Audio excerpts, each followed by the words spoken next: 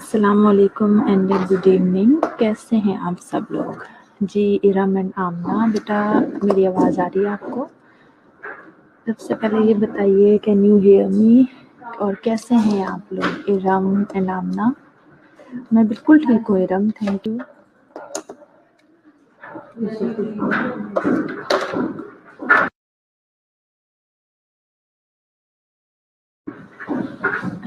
जी Iram and Aamna, बेटा बताइए आपको मेरी आवाज़ आ रही है?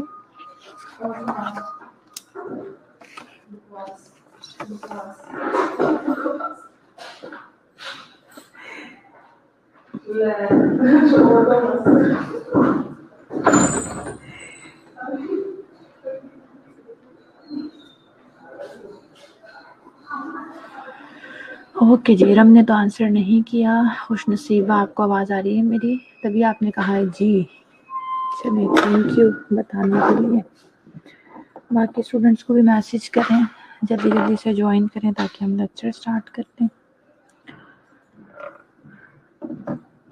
कम्युनिकेबल एंड ट्रॉपिकल डिजीज़ेस को हम तकरीबन हाफ कवर कर चुके हैं, वहीं से कंटिन्यू करेंगे।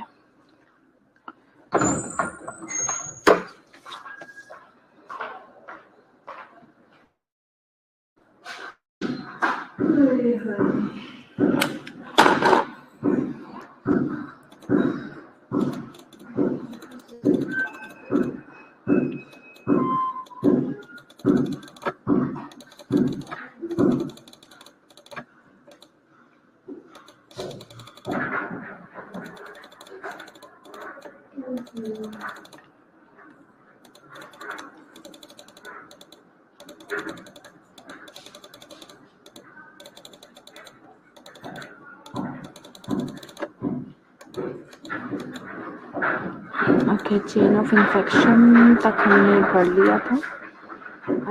चेन ऑफ इन्फेक्शन को हमने अब डिटेल में जो है पढ़ना है। ठीक है, सबसे पहले आपको बता देते हैं सोर्स और रिजर्वायर जो किसी भी इन्फेक्शियस डिजीज़ का। छोटी छोटी सी डेफिनेशंस हैं, कोई ऐसी चीज़ें नहीं है इसमें जो आपके लिए न्यू हो या आपको समझ ना आए। तो सिंपली मैं रीड करूँगी, आपको कहीं कोई चीज़ ना समझ आए तो आप मुझसे पूछ लीजिएगा। सोर्स और रिजर्वायर देख लेते हैं, होता क्या है बेसिकली बेटा। ये स्टार्टिंग पॉइंट होता है किसी भी कम्युनिकेबल डिजीज़ का। Occurrence of a communicable disease, it is the existence of a reservoir और सोर्स ऑफ इन्फेक्शन। यानी बेसिकली जो प्राइमरी सोर्स होता है उसके अंदर ये इन्फेक्शस डिजीज़ मौजूद होती है और वो जो है उसे कम्युनिकेट करता है। या सेकेंड डेफिनेशन है, the source of infection is defined as the person, animal, object or substance from which an infectious agent passes or is disseminated to the host. यानी जो इमीडिएट सोर्स है या ससेप्टेबल पर्सन है उस तक जिस शख्स के थ्रू, या किसी कोई एनिमल हो सकता है, ऑब्जेक्ट हो सकता है, सब्सटेंस हो सकता है, उसके थ्रू वो इन्फेक्शियस एजेंट जो है वो पहुंचता है। The reservoir, another definition, the reservoir is any person, animal, arthropod, plant, soil or substance or a combination of these in which an infectious agent normally lives and multiplies, on which it depends primarily for survival and where it reproduces itself in such a manner that it can be transmitted to a susceptible host. It is the natural habitat of the infectious agent। यानी वही सारी चीज़ें, arthropod, plant, animal, इनका combination हो सकता है जिसके अंदर बेसिकली इन्फेक्शियस एजेंट रहता है और मल्टीप्लाई भी करता है और अपने सर्वाइवल के लिए उसी के ऊपर फुली डिपेंडेंट है। बेसिकली वो हैबिटेट है इन्फेक्शियस एजेंट का। रिजर्वायर की भी डिफरेंट टाइप्स है। ह्यूमन रिजर्वायर है, एनिमल रिजर्वायर है और नॉन लिविंग रिजर्वायर है। ह्यूमन रिजर्वायर जो है उसमें बेटा, ह्यूमन रिजर्वायर में या तो इटसेल्फ किसी भी डिजीज़ का केस हो सकता है या फिर कैरियर हो सकता है। ठीक है, केस में बहुत कॉमनली सी बात है, केसेस बेटा प्राइमरी केस हो सकता है, इंडेक्स केस हो सकता है और सेकेंडरी केसेस हो सकते हैं। प्राइमरी केसेस कौन से होते हैं? प्राइमरी केसेस वो होते हैं किसी भी डिजीज़ का जो प्राइमरी, यानी आपके सामने कोई भी एक केस आया है, दैट इज़ प्राइमरी केस। उसकी वजह से किसी दूसरे शख्स को वो डिजीज़ हो जाती है, या फर्दर फर्स्ट केस के बाद जो फर्दर होने वाली जो केसेस हैं वो सेकेंडरी केसेस होते हैं। इसके अलावा इंडेक्स केस जो है ना बेटा, बेसिकली किसी भी डिजीज़ के फर्स्ट केस को हम इंडेक्स केस कहते हैं, और ये यूजुअली आइडेंटिफाई करना मुश्किल होता है। क्यों? क्योंकि हमें कोई भी एक डिजीज़ ले लें तो हम उस चीज़ को बिल्कुल उसके बारे में श्योर नहीं हो सकते कि हाँ जी इस पर्टिकुलर डिजीज़ का पहला शख्स ये है। ये थोड़ा मुश्किल होता है आइडेंटिफाई करना। बाहर आपको पता होना चाहिए कि इंडेक्स केस का मतलब क्या है।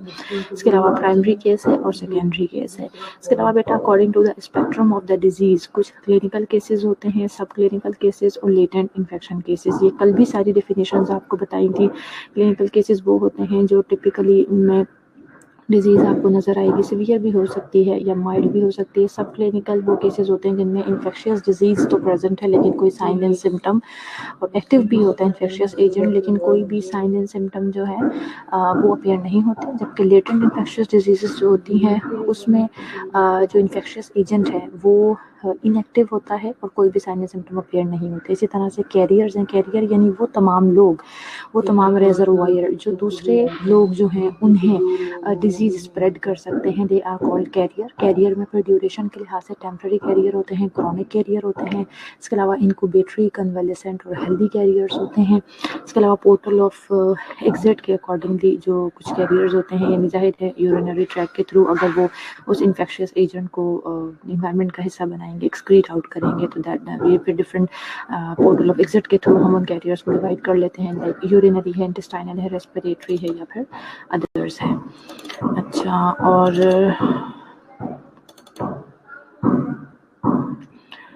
इन सारी चीज़ों को मैंने यहाँ पे भी आपको काफ़ी डिटेल में यही समझा दिया है। ये आगे भी डिटेल में मैंने राइट डाउन किया है, वहाँ भी जहाँ आपको ना समझ आए आप मुझसे पूछ लीजिएगा।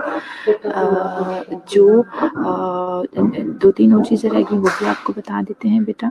सबसे पहले हम ये देख लेते हैं कि जो इनक्यूबेटरी है, इनक्यूबेटरी कैरियर्स कौन होते हैं? ये वो कैरियर्स होते हैं जो कि इन्फेक्शियस एजेंट को अपने इंक्यूबेशन पीरियड में ही, आपको पता है इंक्यूबेशन पीरियड क्या है? सिंपल, किसी भी डिजीज़ का वो पीरियड जब वो पेशेंट के अंदर इन्फेक्शियस एजेंट तो मौजूद है लेकिन कोई साइन सिम्टम अपेयर नहीं हो रहे। ठीक है जी। सो इंक्यूबेशन पीरियड के अंदर ये वो कैरियर्स होते हैं जो कि डिजीज़ को ट्रांसमिट कर सकते हैं। और कन्वलेसेंट वो लोग होते हैं जो कि अपनी डिजीज़ से तो खुद रिकवर कर चुके हैं but still they are capable of transmitting this disease to other.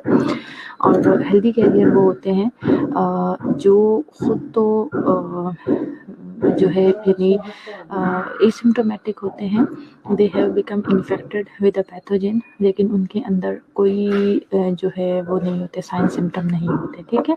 इनक्यूबेटरी जो इनक्यूबेशन पीरियड में डिजीज़ को स्प्रेड कर सकते हैं, और हेल्दी वो हैं जो जिनके जो खुद उनके अंदर जो है वो इन्फेक्शन मौजूद है लेकिन कोई साइन सिम्टम वो डिस्प्ले नहीं कर रहे हैं।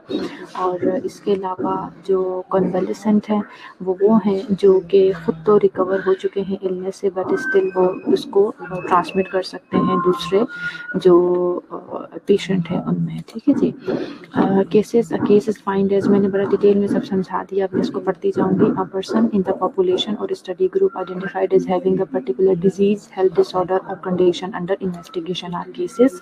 केसेस बता दिए। इंडेक्स फर्स्ट केस होता है प्राइमरी, वो जिसने इस इन्फेक्शन को पॉपुलेशन में लेके आया। सेकेंडरी, जो शख्स प्राइमरी केस से इन्फेक्ट हुआ। और टर्शरी, वो तमाम लोग जो उस सेकेंडरी केस से इन्फेक्ट हुए।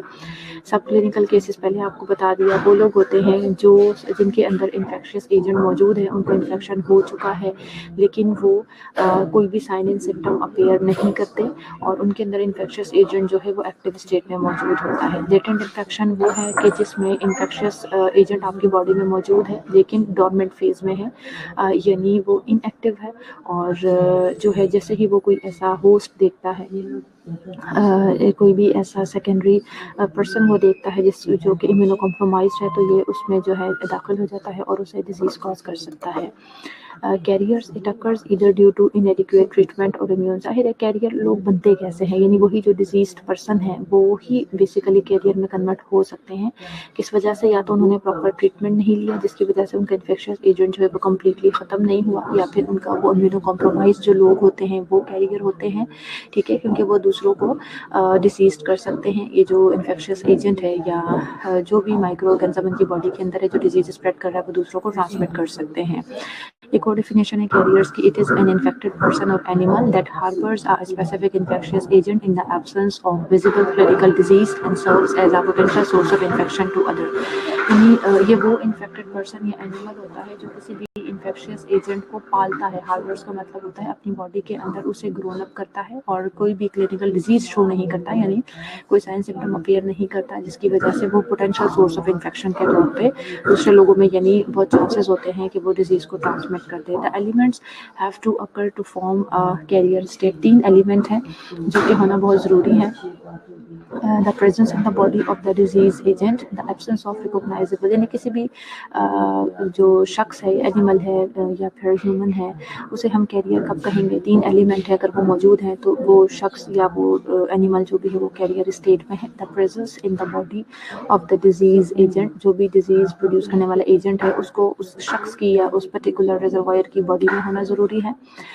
उसके बाद absence of recognisable symptom and sign of sign, disease के साइन एंड सिम्टम एब्सेंट होते हैं, नहीं शो हो रहे होते, और shedding of the disease agent in the discharge और एक्सक्रीशन, और उसके अंदर ये एबिलिटी है कि वो डिजीज वाले एजेंट को शेड कर सकता है बॉडी से, या तो डिस्चार्ज के थ्रू, यानी बॉडी से होने वाली किसी भी एक्सक्रीशन या किसी भी डिस्चार्ज के थ्रू वो ट्रांसमिट कर सकता है।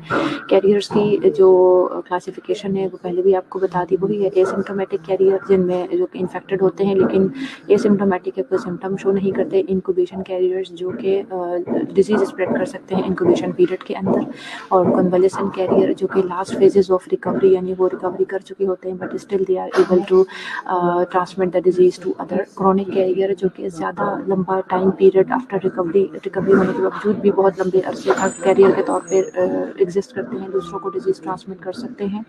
पैसिव कैरियर्स जो हैं, they are uninfected but convey infectious agent, वो खुद तो अनइन्फेक्टेड होते हैं लेकिन दूसरे लोगों को जो है इन्फेक्शन स्प्रेड कर सकते हैं। जैसे फॉर एग्जांपल किसी इंस्ट्रूमेंट के थ्रू उन्होंने जो है किसी एक शख्स ने उस इंस्ट्रूमेंट को टच किया था, वो इन्फेक्टेड था, फिर आपने उस इंस्ट्रूमेंट को टच किया लेकिन आप खुद इन्फेक्टेड ना हुए, आपको डिजीज़ ना हुई, लेकिन जब आपने किसी और शख्स को किसी इंस्ट्रूमेंट के थ्रू, जैसे हैंड शेकिंग के थ्रू, वो डिजीज़ ट्रांसमिट कर दी, तो फिर आप पैसिव कैरियर कहलाएंगे। ठीक है जी। ड्यूरेशन के अकॉर्डिंग पहले आपको बता दिया, temporary carrier person who shed the microorganism within short period, और क्रॉनिक वो होते हैं जो कि बहुत लंबे अरसे तक, इंडेफिनिट पीरियड तक दूसरे लोगों में डिजीज़ को स्प्रेड कर सकते हैं, दे आर क्रॉनिक कैरियर। इसके अलावा पोर्टल ऑफ एग्जिट के थ्रू पहले आपको बता दिया, रेस्पिरेटरी कैरियर, जो कि रेस्पिरेटरी सिस्टम के थ्रू डिजीजेस को स्प्रेड करते हैं, जैसे मेनिंगोकोकस है, जैसे ड्रॉपलेट इन्फेक्शन हो गए डिफरेंट किस्म के। इसके अलावा फीकल या इंटेस्टाइनल कैरियर है, such as typhoid, dysentery, cholera, and blood carrier है, सच एज हेपेटाइटिस बी और एड्स, इन यूरिनरी और sexual carrier such as gonococcus और AIDS. Animal reservoir, zoonosis, basically it is an infection that is transmissible. ये कल भी आपको definitions पढ़ाई थी कि जूनोसिस वो डिजीजेज हैं जो कि अंडर नेचुरल कंडीशन जो है ट्रांसमिट हो सकती हैं फ्रॉम वर्टिब्रेट एनिमल से मैन में, जैसे रेबीज है, प्लेग है, बोविन है, ट्यूबरक्लोसिस है। There are over 100 zoonotic diseases that can be conveyed from animal to man. Reservoir in non living thing, वो जो नॉन लिविंग है जैसे सॉइल है और इनएनिमेट मैटर है, they can also act as a reservoir of infection. For example soil है, soil के अंदर बहुत सारे ऐसे एजेंट्स हैं जो कि हार्बर करते हैं, जैसे जो टेटनस कॉज करते हैं, एंथ्रेक्स कॉज करते हैं, कोकाई डायोडोमाइकोसिस कॉज करते हैं, डिफरेंट एग्जांपल्स हैं। मोड ऑफ ट्रांसमिशन आ जाती है, डिजीजेस को ट्रांसमिट करने के मोड्स हैं, डायरेक्ट मोड है, इनडायरेक्ट मोड है। डायरेक्ट मोड में बेटा डायरेक्ट कॉन्टैक्ट के थ्रू, ड्रॉपलेट इन्फेक्शन के थ्रू, सॉइल के साथ कॉन्टैक्ट हो गया, इनोकुलेशन इनटू स्किन और म्यूकोजा, या ट्रांसप्लासेंटल, जिसे वर्टिकल ट्रांसमिशन भी कहते हैं। जो इनडायरेक्ट ट्रांसमिशन है वो व्हीकल बॉर्न हो सकती है, यानी जैसे सॉइल से, मिल्क से, फूड से, इन चीज़ों से हो सकती है। वेक्टर बॉन्ड, व्हीकल बॉन्ड में सॉइल नहीं आता। व्हीकल बॉन्ड बेसिकली जितनी भी ये जैसे वाटर हो गया या फूड में जैसे चीज़ें आ जाती हैं उनके थ्रू जो होती है, that is called vehicle bond transmission. Vector bond transmission जो है वो बेसिकली मतलब माइक्रो ऑर्गेनिजम्स हो गए, जैसे उनके थ्रू, यानी बेसिकली जो व्हीकल बॉन्ड है उसमें फूड के जितने भी आइटम्स हैं उनके थ्रू ट्रांसमिशन होती है। वेक्टर बॉन्ड में दूसरी जो फूड के अलावा फिजिकल चीज़ें हैं उनके थ्रू होती है, जैसे मैकेनिकल और बायोलॉजिकल है, इन्हें हम आगे डिटेल में पढ़ेंगे। एयर बॉन्ड है, फोमाइट बॉन्ड ऑब्जेक्ट के थ्रू होती है, जैसे हैंडल हो गया, जो डोर नॉब हो गया, इन चीज़ों से, कोई इंस्ट्रूमेंट हो गया उसे आपने हाथ लगा लिया, इन चीज़ों के through, that is called fomite bond, जो ऑब्जेक्ट के थ्रू ट्रांसमिशन होती है डिजीजेस की, अनक्लीन हैंड्स एंड फिंगर्स के थ्रू। अब इनको हम डिटेल में पढ़ लेते हैं। डायरेक्ट ट्रांसमिशन क्या है बेटा immediate transfer of the disease agent by direct contact between the infected and the susceptible individual occurs through such act as touching, biting, kissing, sexual intercourse, or by direct projection such as droplet spread by coughing or sneezing within a distance of 1 meter. Direct transmission है, एक वो शख्स जो कि career था जो disease को फैला रहा है और दूसरा ससेप्टेबल होस्ट ससेप्टेबल इंडिविजुअल, इन दोनों का डायरेक्ट कांटेक्ट हुआ है, उसके थ्रू जब डिजीज़ ट्रांसमिट होती है that is called direct transmission. इसके बीच में कोई दूसरा कैरियर इन्वॉल्व नहीं है। एग्जाम्पल इस डिजीज़ की है transmission is usually direct such as in AIDS, syphilis, gonorrhoea and the common cold. Indirect transmission जो होती है बेटा ये 3 टाइप की होती है। इसमें ज़ाहिर है बीच में कोई ना कोई कैरियर इन्वॉल्व होता है, उसके थ्रू ट्रांसमिशन होती है। एयरबॉर्न हो सकता है, व्हीकल बॉर्न हो सकता है और वेक्टर बॉर्न हो सकता है। एयरबॉर्न तो हम सबको पता है कि एयर के थ्रू जब ट्रांसमिट होगी disease, in transmission of microbial aerosols to a suitable portal of entry usually the respiratory tract. We all know airborne जो इन्फेक्शंस होते हैं उनका मोस्ट कॉमन जो ट्रैक है वो रेस्पिरेटरी ट्रैक है, उसी के थ्रू ट्रांसमिट होती है। यानी डायरेक्ट कॉन्टैक्ट में जैसे दरमियान में कोई मीडियम नहीं यूज़ हो रहा था, डायरेक्ट कॉन्टैक्ट से हो रहा, लेकिन यहाँ पे एयरबॉर्न ट्रांसमिशन में एयर जो है वो एज अ मीडियम यूज़ होती है। फिर इसका microbial aerosols are suspensions of dust and droplet nuclei made up wholly or in part by microorganism. They may be suspended and ineffective for longer period of time. Example airborne diseases की tuberculosis है, influenza है, histoplasmosis है and legionellosis है। उसके बाद second type आ जाती है बेटा vehicle borne transmission. Vehicle borne transmission यानी कोई भी कंटामिनेटेड मटेरियल या फिर object serve as vehicle non living object by which communicable agent are transfer to a susceptible host. यानी इसमें यूजुअली व्हीकल बॉर्न में जो है वो नॉन लिविंग ऑब्जेक्ट्स होते हैं, उनके थ्रू वो एज एन दरमियान में एक मीडियम का काम करते हैं डिजीज़ को स्प्रेड करने के लिए। ये जो एजेंट हैं दे मे और मे नॉट हैव मल्टीप्लाइड और डेवलप्ड ऑन द व्हीकल। अब ये जो व्हीकल के थ्रू ट्रांसमिशन होती है इसके ऊपर मौजूद माइक्रो ऑर्गेनिज्म जो है वो बेटा मल्टीप्लाई, उसकी मल्टीप्लिकेशन और डेवलपमेंट हो भी सकती है और नहीं भी हो सकती है, एक ज़रूरी नहीं है कि होगी।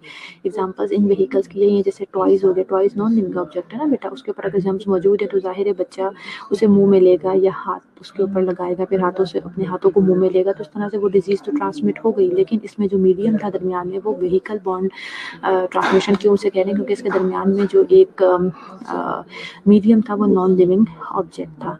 हैंडकरचीफ है, सॉइल्ड क्लोथ्स हैं, बेडिंग है, फूड सर्विंग यूटेंसिल्स हैं and surgical instruments. Also considered vehicles are water, milk, food or biological products such as blood, serum, plasma, organ and tissues. Almost any disease can be transmitted by vehicles, including those for which the primary mode of transmission is direct, such as dysentery and hepatitis. ऐसे देखें dysentery, hepatitis ये direct contact से भी हो सकता है, लेकिन ये वो डिजीज़ेज़ हैं कुछ ऐसी कि वो व्हीकल के थ्रू हो सकते हैं, क्योंकि बेटा व्हीकल ने फिर हम ह्यूमन बीइंग के साथ डायरेक्ट उसका लिंक होता है ना, जैसे वाटर, मिल्क, फूड है, इसलिए। अच्छा, इसके अलावा थर्ड चीज़ हमने पढ़ी vector borne diseases. Vector borne diseases या ट्रांसमिशन ये वो डिजीजेज ट्रांसफर करता है बाय अ लिविंग ऑर्गेनिज्म। इससे पहले हमने जो पढ़ा व्हीकल बॉर्न उसमें नॉन लिविंग ऑर्गेनिज्म था, लेकिन वेक्टर बॉर्न डिजीजेज जो होती हैं ये डिजीजेज को ट्रांसफर होती हैं by a living organism such as a mosquito, fly और टिक। ट्रांसमिशन इसमें फिर मैकेनिकल भी हो सकती है, जैसे कि कंटामिनेटेड माउथ पार्ट और फीट ऑफ द वेक्टर, और बायोलॉजिकल हो सकती है इन्वॉल्विंग मल्टीप्लिकेशन और development changes of the agent in the vector before transmission occur. Vector borne disease हमने पढ़ लिया कि लिविंग ऑर्गेनिज्म भी बेसिकली इसके अंदर मीडियम होते हैं। अब वो मैकेनिकल भी हो सकता है, बायोलॉजिकल भी हो सकता है। मैकेनिकल ये होगा बेटा कि उसमें कोई मैकेनिकल उस सेंस में कहेंगे कि उसकी कोई मल्टीप्लिकेशन या डेवलपमेंटल स्टेजेस से वो नहीं गुजर रहा होता, जबकि बायोलॉजिकल जो वेक्टर होता है तो उसमें बेसिकली डेवलपमेंटल चेंजेस भी आ रही होती हैं और ऑर्गेनिज्म की मल्टीप्लिकेशन भी हो रही होती है। In mechanical transmission multiplication and development of the disease do not usually occur such as organism जो कि डिसेंट्री कॉज करता है, polio, cholera and typhoid fever have been isolated from such insects as cockroaches and house flies and could presumably be deposited on food prepared of human consumption। यानी ये डिसेंट्रा, polio, cholera या typhoid fever cause करने वाले जितने भी organisms हैं ये हमने कॉकरोचेस के अंदर देखे, हाउस फ्लाइज के अंदर देखे, लेकिन वो वहाँ उनकी कोई मल्टीप्लिकेशन या में डेवलपमेंट नहीं हो रही थी, जबकि वो हमारी फूड का हिस्सा बन जाते हैं और फिर जब ह्यूमन उसको कंज्यूम कर लेता है तो वो उसकी बॉडी में जाके मल्टीप्लाई करते हैं। यानी बाहर तो कोई मल्टीप्लिकेशन नहीं हो रही ना, थ्रू मैकेनिकल ट्रांसमिशन में यही होता है कि जो भी माइक्रो ऑर्गेनिज्म है उसकी डेवलपमेंट या मल्टीप्लिकेशन नहीं होती। और जबकि इसका ऑपोजिट जो मैंने आपको बायोलॉजिकल बताया उसमें ये होता है। बायोलॉजिकल में फर्दर 3 टाइप से जो हम अभी पढ़ने लगे हैं, बायोलॉजिकल में फिर ये चीज़ें होती हैं के जो बीच में इन्वॉल्वमेंट है वहाँ पर डेवलपमेंट या फिर मल्टीप्लिकेशन माइक्रो ऑर्गेनिज्म की होती है। बायोलॉजिकल में फिर 3 किस्म की ट्रांसमिशन है, वो हम पढ़ लेते हैं। पहली टाइप है propagative transmission, when the disease agent और parasite undergoes multiplication within the body of biological vector but no cyclical changes is observed, then the transmission is said to be propagative. Such as example is plague bacillus in rat fleas. जब हमें disease पैदा करने वाला जो भी agent है, micro organism है, वो पैरासाइट के अंदर रहता है, उसकी बॉडी के अंदर मल्टीप्लाई करता है, लेकिन साइक्लिकल चेंजेस कोई नहीं होती, तो इस ट्रांसमिशन को हम प्रोपेगेटिव ट्रांसमिशन कहते हैं। जबकि साइक्लो प्रोपेगेटिव ट्रांसमिशन में जो पैरासाइट होता है undergoes multiplication in the body of the vector, at the same time cyclical changes भी इसमें हो रही होती हैं। यानी मल्टीप्लिकेशन के साथ साथ साइक्लिकल चेंजेस भी हो रही होती हैं पैरासाइट के अंदर। जैसे मलेरियल पैरासाइट है प्लाज्मोडियम, जो कि मलेरियल पैरासाइट है इन फीमेल एनोफिलिस मॉस्किटो। इसके बाद साइक्लो डेवलपमेंटल ट्रांसमिशन है थर्ड टाइप बायोलॉजिकल की, व्हेन द डिजीज एजेंट और parasite undergoes no multiplication in the body of vector but they undergo cyclical changes. अब इसमें क्या होता है कि मल्टीप्लिकेशन नहीं होती लेकिन साइक्लिकल चेंजेस से ये गुजरता है, such as guinea worm embryo in cyclops and filarial parasite in culex mosquito. Indirect transmission in biological transmission, multiplication or development changes of the disease agent occur in the vector before transmission occur. Biological transmission is much more important than mechanical transmission in terms of its impact on the public or community health. Examples of biological vector include mosquito, fleas, ticks, lice, flies and other insects. इनका community पे क्यों इतना गहरा ताल्लुक है? इसलिए बेटा कि biological transmission हो रही है। mechanically तो देखें फिर भी possible है हम अपनी hand hygiene का ख्याल रखें, हम प्रॉपरली कुछ भी मतलब चीज़ें हैं ना, नॉन लिविंग ऑर्गेनिक चीज़ें हैं, नॉन लिविंग ऑब्जेक्ट्स हैं, उनको हम किसी हद तक कंट्रोल कर सकते हैं अपनी कम्युनिटी में। लेकिन बायोलॉजिकल वेक्टर्स जो होते हैं वो हमारे लिए बड़े प्रॉब्लम क्रिएट करते हैं हमारी कम्युनिटी के लिए, जैसे मॉस्किटो हैं, फ्लाइज हैं, लाइस हैं, टिक्स हैं। आप सोच सकते हैं कि as compare to a toy, a door knob, उनके मुकाबले में इन सारी चीज़ों को कंट्रोल करना हमारे लिए मुश्किल होता है। Mosquitoes are extremely important vector of human diseases such as they transmit the viruses that cause yellow fever and dengue fever as well as 200 other viruses. They also transmit malaria which infect 100 million people in the world each year, killing at least 1 million of them each year. देखिए मैंने आपको पहले बता दिया था, अब एक एक करके थोड़ा सा यहाँ फर्दर डिफाइन किया कि कितना मुश्किल है हमारे लिए। मॉस्किटो की भी डिफरेंट किस्म की टाइप्स हैं, उनके अंदर डिफरेंट किस्म के वायरसेस मौजूद हैं और डिफरेंट किस्म की हमारी कम्युनिटी में डिजीजेस जो है वो spread कर रहे हैं।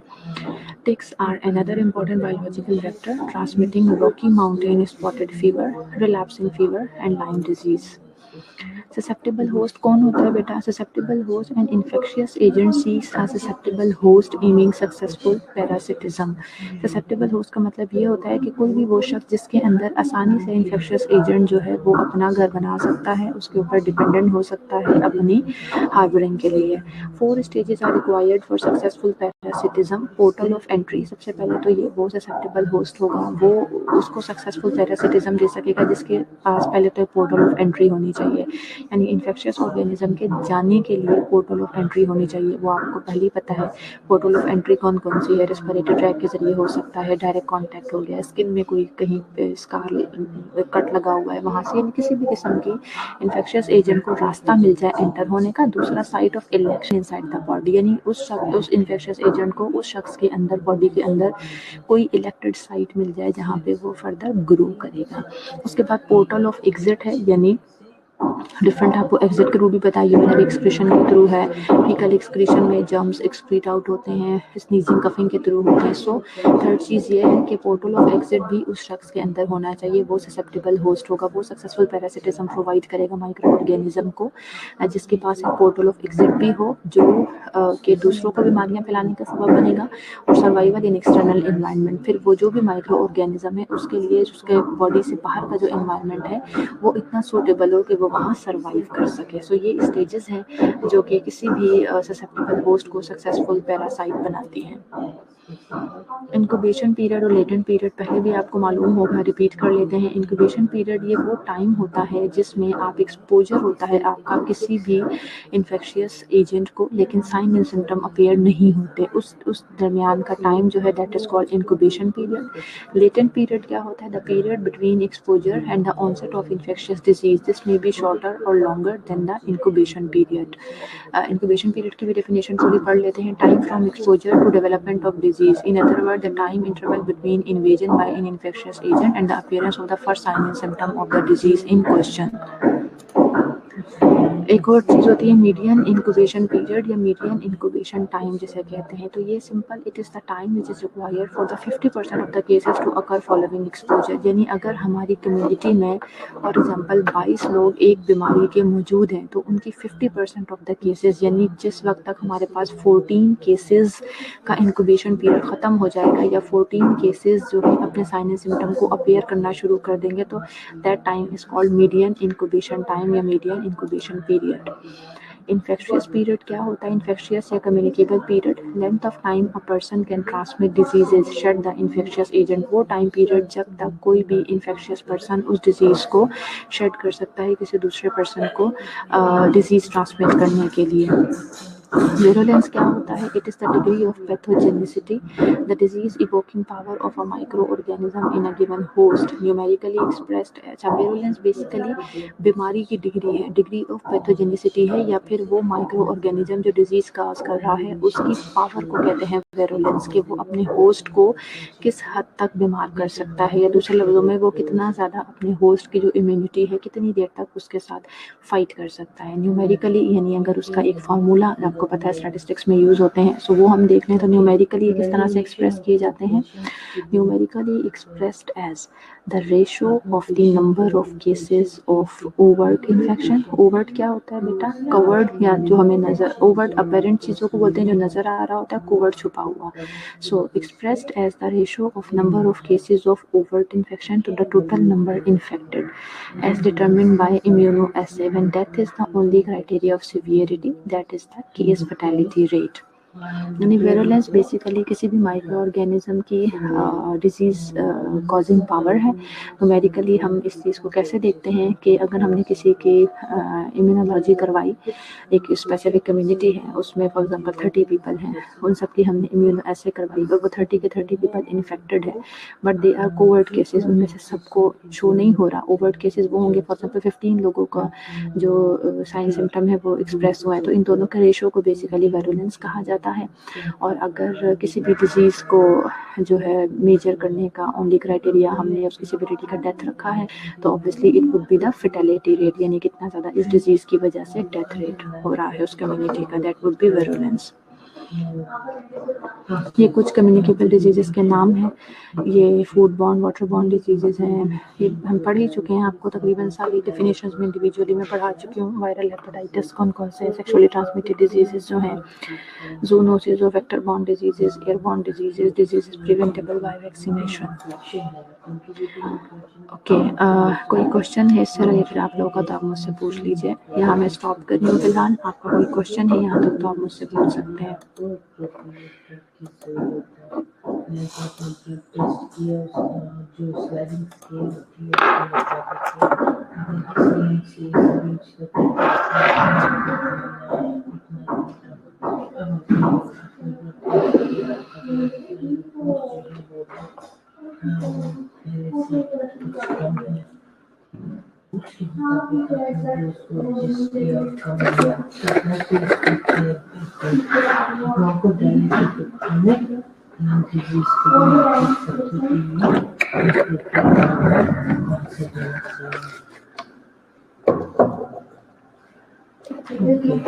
You need to follow CDC.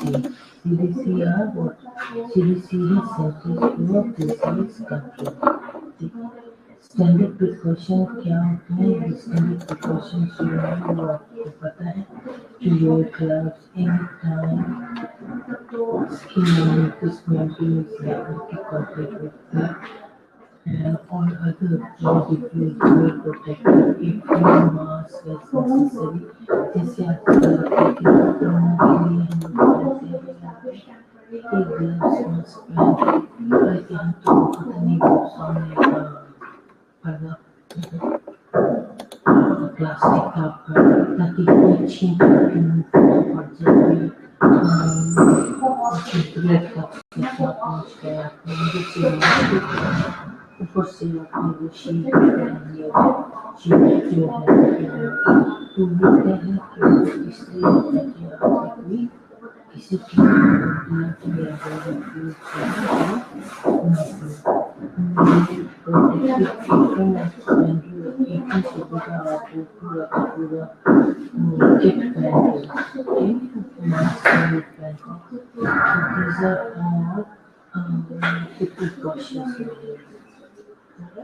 अभी आजकल जब हॉस्पिटल में जाएंगे all standard precautions.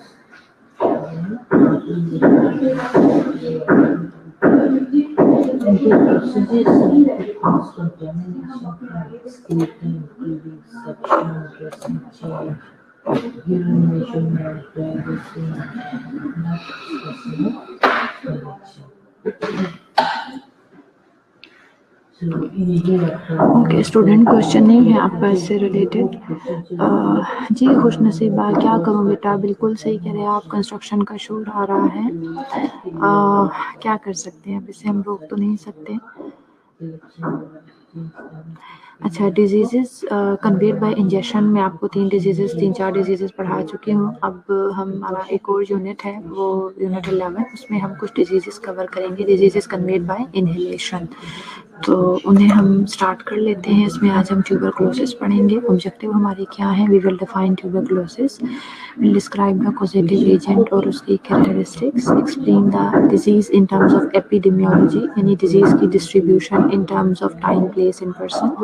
डिजीज के डिटर्मिनेंट्स देख लेंगे, फ्रीक्वेंसी देख लेंगे, sources of infection, period of communicability, incubation period, reservoir and portal of entry, mode of transmission. अब देखेंगे वो सारी चीज़ें हैं, वो सारी डिफिनेशंस हैं जो ऑलरेडी मैं आपको पढ़ा चुकी हूँ। अब हम यहाँ पढ़ेंगे डिजीज़ के कॉन्टेक्स्ट में डाल के इन सारी डिफिनेशंस को, तो आपको अंडरस्टैंडिंग होगी।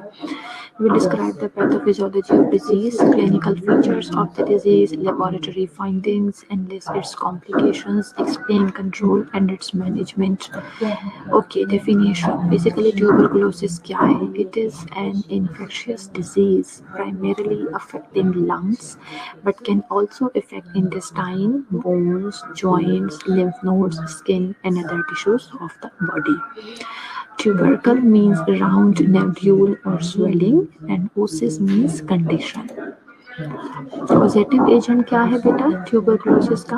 That is Mycobacterium tuberculosis, which is discovered by Robert Kock. Mycobacterium tuberculosis की कैरेक्टरिस्टिक्स क्या हैं? This is a gram positive non motile rods, bacteria इन इस शेप के होते हैं, ऑब्लिगेट एरोब्स हैं, नॉन स्पोर फॉर्मिंग है। एपिडेमियोलॉजी देख लेते हैं इस डिजीज की। By time this is more common in humid season, यानी जब थोड़ा सा ह्यूमिडिटी ज़्यादा होती है उस सीजन में ये डिजीज ज़्यादा स्प्रेड होती है। By place, poor housing, quality of life जिनकी बहुत लो है, ओवर क्राउडेड रहते हैं लोग, ओवर क्राउडेड एरियाज में ये डिजीज़ ज़्यादा स्प्रेड होती है। बाय पर्सन देखें तो एज का बेटा ऐसा है कि स्पेसिफिकली एज या एज की पहले स्पेशली हम बात करते हैं। एज में ये है कि बहुत कोई स्पेसिफिक इसकी कोई एज आप नहीं कह सकते कि इस एज के लोगों को होती है, simply because this is related to immunity level. So most common होता है बच्चों में और ओल्डर एज में, क्योंकि इन दो लोगों की जो इम्यूनिटी है वो सबसे ज़्यादा लो होती है। बाकी जेंडर की बात करें अगर, तो उसमें भी ऑब्वियसली मेल फीमेल ज़्यादा थोड़ा सा कॉमन मैन में इसलिए है क्योंकि वो ज़ाहिर क्राउड में रहते हैं, बाहर लोगों से मिलते जुलते हैं as compare to the females. Nutritional status जैसे पहले बताया इम्यूनिटी पे डिपेंड करता है। अगर आपका जो न्यूट्रिशनल स्टेटस है वो अच्छा है, आप आपकी न्यूट्रिशन अच्छी है तो आपका इम्यूनिटी लेवल अच्छा है तो आप इस डिज़ीज़ से बच सकते हैं। हमें ऐसे लोग जिनकी न्यूट्रिशन अच्छी है उनमें ये डिज़ीज़ कम मिलती है और जो ज़्यादा पुअर न्यूट्रिशन के लोग होते हैं उनमें ये डिज़ीज़ ज़्यादा मिलती है। इसी तरह से एजुकेशन है बेटा, जिस तरह से एजुकेटेड पीपल हैं ज़ाहिर है वो इस चीज़ को अंडरस्टैंड करते हैं और समझते हैं इन सारी चीज़ों को। 1 मिनट दीजिएगा मुझे ज़रा।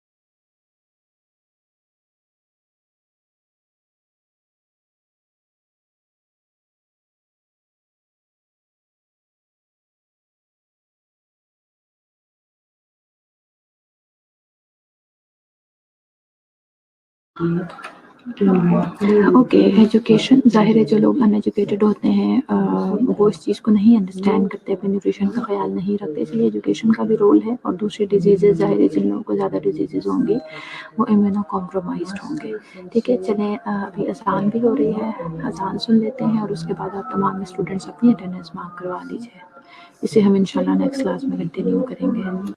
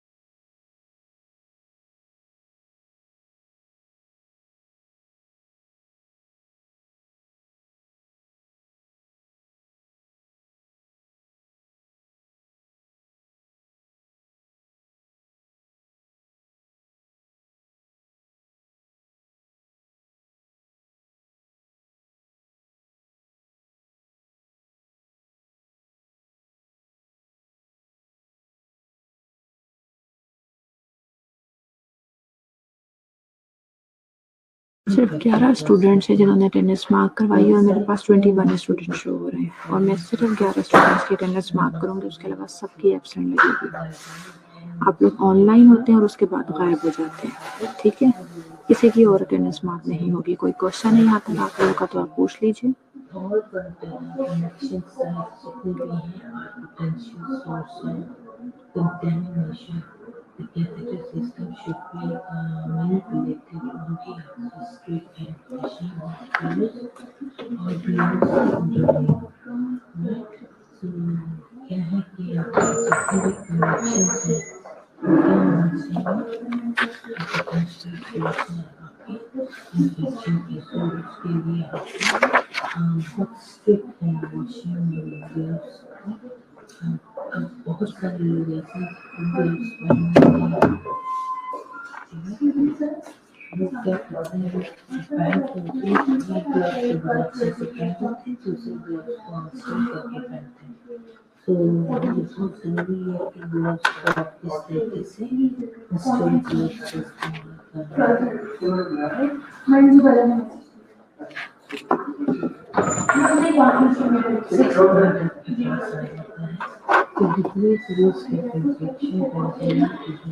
ओके, अटेंडेंस हो गई है आपकी।